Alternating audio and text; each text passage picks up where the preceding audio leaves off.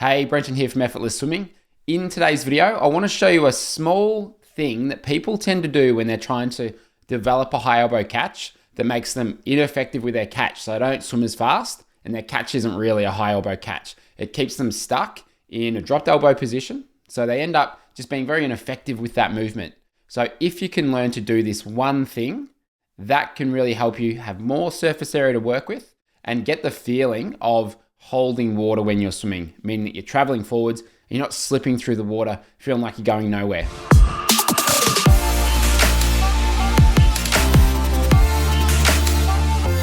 Now, I was working with an athlete the other day and he showed me a video of his catch, and what he was doing was coming in towards the center of his body. So as he started from out in front, he was reaching forwards. Then when he started to move his hand through the stroke, his fingers ended up pointing to the side of the pool. So he's coming in this direction here.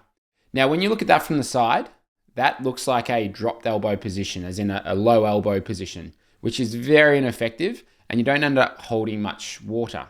So you end up being quite slow. The reason a lot of people tend to do that is they think the first movement with their catch needs to come inwards to the center. But if you look at the best swimmers in the world, that initial movement ends up going away from the center.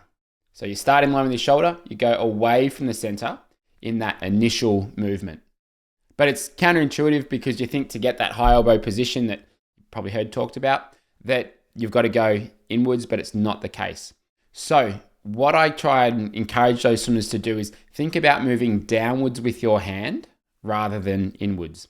So once you're out in front, think about pointing those fingertips to the bottom of the pool, and your hand will actually move up slightly away from the center. It's almost like if you were to pull yourself out of the water or pull yourself up onto something, you're not going to go in this direction here. You're going to have your hands out wider because that's when you'll be stronger.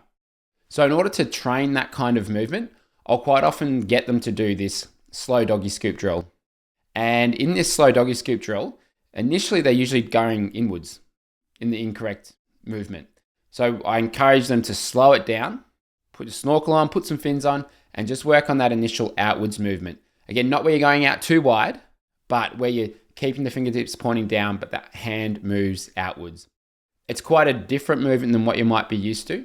But if you can get that sort of position, then you're going to have all this surface area that you can work with through your catch. And then it's going to feel like you can anchor your hand in the water and you can move past it, or that feeling of hooking into the water and shifting your arm past it. That's what we want to move towards. So by going about it the right way and developing that slight outwards movement first, then you can really set up your catch well. And if you haven't been through our 5-day catch challenge, I'll put the link below. That's where we've got 5 steps to develop your high elbow catch position and improve your feel for the water. And the promise there is you can swim 5 seconds faster in 5 days. It's only $10. I'll put the link below if you'd like to go through it. Thanks for watching. I'll see you next week. If you haven't subscribed to the channel, subscribe below, and we're working our way up to 300,000 subscribers. We're almost there, so I'd love your help to get there if you're not a subscriber yet. I think about 80% of the people who watch our videos are not a subscriber, so hit that subscribe button, and I'll see you next week with another video.